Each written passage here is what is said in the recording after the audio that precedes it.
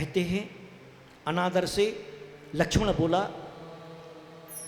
यदि रावण इतना ही बलशाली था तो चोरों की तरह उसने मेरे अग्रज की पत्नी सीता को क्यों चुराया? अरे वह बलशाली नहीं है, वह तो बलहाली नपुंसक है जो उसने स्त्री को चुराया है, और तुम कहते हो बलशाली है, शक्तिशाली है। क्या उसे धर्म नहीं मालूम? अरे भीरू मोही पाप कर्मा नीच राक्षस है, उसमें सूरवीरता नहीं है। राम कहते हैं, सुनो विद्याधरो, जिस प्रकार से समाचार को भाग्य की अनुकूलता से हमने प्राप्त किया है, इसका भी कोई ना कोई उपाय जरूर होगा। तब वहां के वृद्ध व्यक्ति कहते हैं, हे पद्माव, शोक छोड़ो, हमारे स्वामी बनो, विद्याधरों की कुमारियों को आप ग्रहण करो, आप यहीं पर राज्य करो, इसको आप छोड़ दो। राम कहते हैं, मुझे सीता के सिवाय इंद्राणी का सौभाग्य, इंद्राणी का सौंदर्य भी इष्ट नहीं है। मैं सिर्फ सीता को चाहता हूं, मैं सिर्फ सीता को जानता हूं। सीता के सिवाय मैं और किसी को नहीं जानता हूं। इसीलिए वहां पर कहते, हे राघव, बुद्धिमान मनुष्य कभी शोक को धारण नहीं करते हैं। फिर जाम्बुना दादी ने विचार करके कहा, हाँ हाँ हाँ हाँ,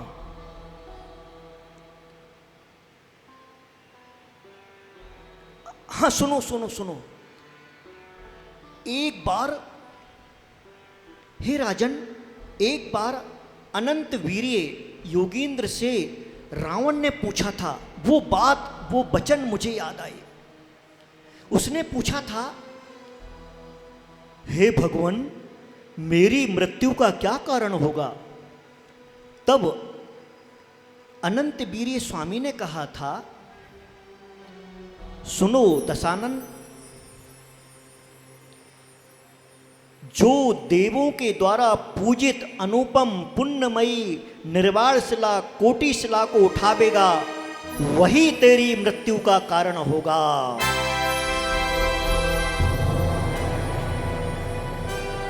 यह सुनकर के रावण ने विचार किया।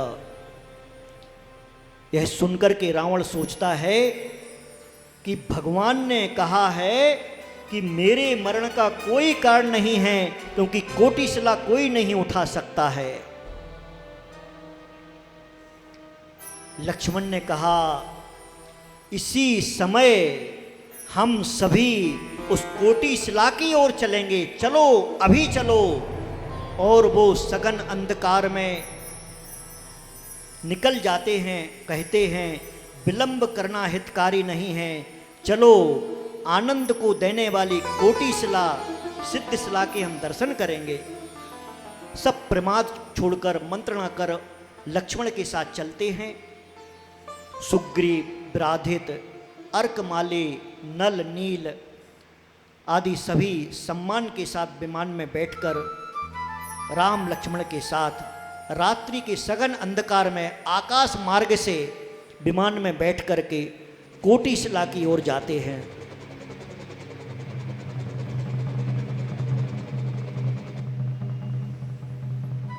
कोटि शिला के पास पहुंच करके सब उतरते हैं नीचे, और समीप पहुंचकर वे सब हाथ जोड़ करके मस्तक से लगा करके सिद्ध शिला को नमस्कार करते हैं। उन्होंने अत्यंत सुगंधित बड़े बड़े कमलों से, बड़े बड़े नाना प्रकार के पुष्पों से और सफ़ेद चंदन केसर से उस कोटि शिला को लिप्त किया, पूजन किए और नाना प्रकार के अलंकारों से अलंकृत किया। उन सभी ने हाथ जोड़ उन सब सिद्धों को नमस्कार किया, सिद्ध शिला की प्रदक्षिणा दी और भक्ति से भरे विनयवान लक्ष्मण ने नमस्कार किया, सिद्धों की स्तुति की और कहा, पंच परमेष्ठी मंगल स्वरूप हों, नव देवता सिद्ध भगवान मंगल रूप हों, उसी समय लक्ष्मण ने अलंकृत कोटि शिला को अपनी भुजाओं से ऊपर उठा लिया। सभी परम आश्चर्य को प्राप्त हुए कि जिस कोटि शिला को कोई हिला नहीं सकता है, उस कोटि शिला को लक्ष्मण ने अपने हाथों से ऊपर उठा लिया। और तभी सब मिलकर के सिद्ध भगवान को, परमेष्टि भगवंतों को नमस्कार करते हैं, स्तुति करते हैं। अरहंतो मंगलम संतो तव सिद्धाश्च मंगलम, मंगलम साधवा सर्वे, मंगलम जिन शासनम। सिद्धम सिद्धम नमो नमः, सिद्धम सिद्धम नमो नमः, सिद्धम सिद्धम नमो नमः, सिद्धम सिद्धम नमो नमः। परमेष्टि और नवदेवों को बारंबार नमो नमः, बारंबार नमो नमः। सिद्धम सिद्धम नमो नमः, सिद्धम सिद्धम नमो नमः, सिद्धम सिद्धम नमो नमः, सिद्धम सिद्धम नमो नमः। परमेष्टि और नवदेवों को बारंबार नमो नमः।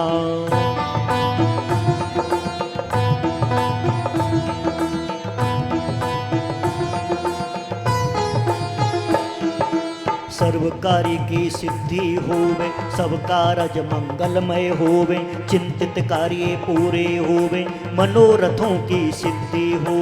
सिद्धम सिद्धम नमो नमः, सिद्धम सिद्धम नमो नमः, सिद्धम सिद्धम नमो नमः, सिद्धम सिद्धम नमो नमः। परमेष्टि और नवदेवों को बारंबार नमो नमः।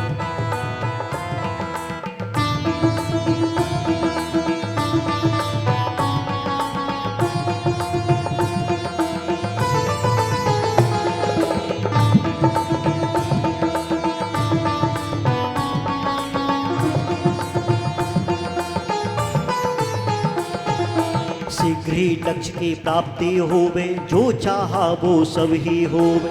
धर्म कार्य की सिद्धि होवे, कदम कदम पर विजयी होवे। सिद्धम सिद्धम नमो नमः, सिद्धम सिद्धम नमो नमः, सिद्धम सिद्धम नमो नमः, सिद्धम सिद्धम नमो नमः।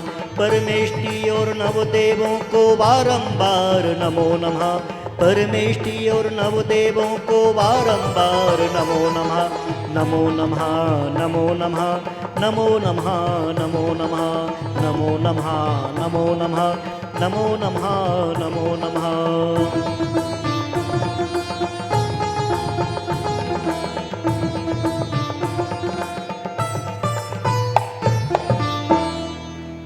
सब लौट करके किष्किंधापुर आए। प्रसन्नता पूर्वक परस्पर में अनेक चर्चाएं करने लगे। सभी सलाह करते हैं। राम के पास आए। राम ने कहा, अब और किसकी अपेक्षा की जा रही है? चलिए, वहाँ सीता दुखी होगी। हे देव, रण की भावना छोड़ प्रसन्न होइए। शांति के लिए अपन उद्योग करते हैं, इसीलिए शीघ्र ही किसी ऐसे पुरुष को खोजा जाए जो निवेदन करने में कुशल हो, नीति निपुण हो और रावण को प्रसन्न करने वाला हो।